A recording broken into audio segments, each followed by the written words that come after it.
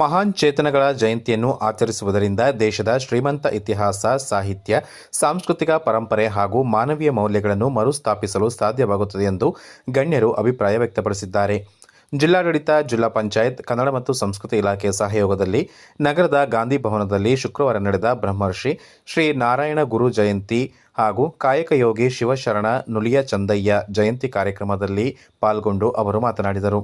ಕಾರ್ಯಕ್ರಮದಲ್ಲಿ ಬ್ರಹ್ಮರ್ಷಿ ಶ್ರೀ ನಾರಾಯಣ ಗುರುಗಳ ಕುರಿತು ಉಪನ್ಯಾಸ ನೀಡಿದ ಮಕ್ಕಂದೂರು ಸಾದ್ಯತ್ trustee of social development trustee BN Ramesh ಅವರು, ಸಮಾಜದಲ್ಲಿ ಜಾತಿ, ಅಸ್ಪೃಶ್ಯತೆ ಹಾಗೂ ಅಸಮಾನತೆ ತಾಂಡವವಾಡುತ್ತಿದ್ದ ಸಂದರ್ಭದಲ್ಲಿ ಜನರಲ್ಲಿ ಆತ್ಮವಿಶ್ವಾಸ, ಶಿಕ್ಷಣ, ಸಂಘಟನೆ ಮತ್ತು ಸಾಮಾಜಿಕ ಸಮಾನತೆಯ ಅರಿವು ಮೂಡಿಸಿದ ಮಹಾನ್ ಸಮಾಜ ಸುಧಾರಕರಲ್ಲಿ ಬ್ರಹ್ಮಶ್ರೀ ನಾರಾಯಣ ಗುರುಗಳು ಪ್ರಮುಖರಾಗಿದ್ದಾರೆ ಎಂದರು.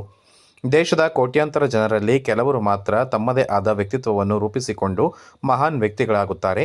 ಅಂತಹ ಮಹಾನ್ ವ್ಯಕ್ತಿಗಳಲ್ಲಿ ದೈವಾಂಶ ಸಂಭೂತರಾಗಿ ಗುರುತಿಸಿಕೊಂಡವರು ಬ್ರಹ್ಮಶ್ರೀ ನಾರಾಯಣ ಗುರುಗಳು ಎಂದು ಅವರು ಬಣ್ಣಿಸಿದರು. ಸಾಮಾಜಿಕ ಅನ್ಯಾಯದ ವಿರುದ್ಧ ಬ್ರಹ್ಮಶ್ರೀ ನಾರಾಯಣ ಗುರುಗಳು ಅಹಿಂಸೆಯ ಮಾರ್ಗವನ್ನು ಅನುಸರಿಸಿ ಹೋರಾಟ ನಡೆಸಿದವರು. ದೇವಸ್ಥಾನ ಪ್ರವೇಶಕ್ಕೆ ಅವಕಾಶವಿಲ್ಲದವರಿಗೆ ದೇವಾಲಯವನ್ನೇ ಅವರ ಬಳಿಗೆ ತರುವ ಉದ್ದೇಶದಿಂದ ಅರುವಿಪ್ಪುನಲ್ಲಿ ಶಿವಾಲಯವನ್ನು ಸ್ಥಾಪಿಸಿ ಶಿವಲಿಂಗ ಪ್ರತಿಷ್ಠಾಪನೆ ಮಾಡಿದರು. ಪೂಜೆ ಮಾಡುವ ಹಕ್ಕು ಎಲ್ಲರಿಗೂ ಇದೆ ಎಂಬ ಸಂದೇಶವನ್ನು ಸಾರಿದರು.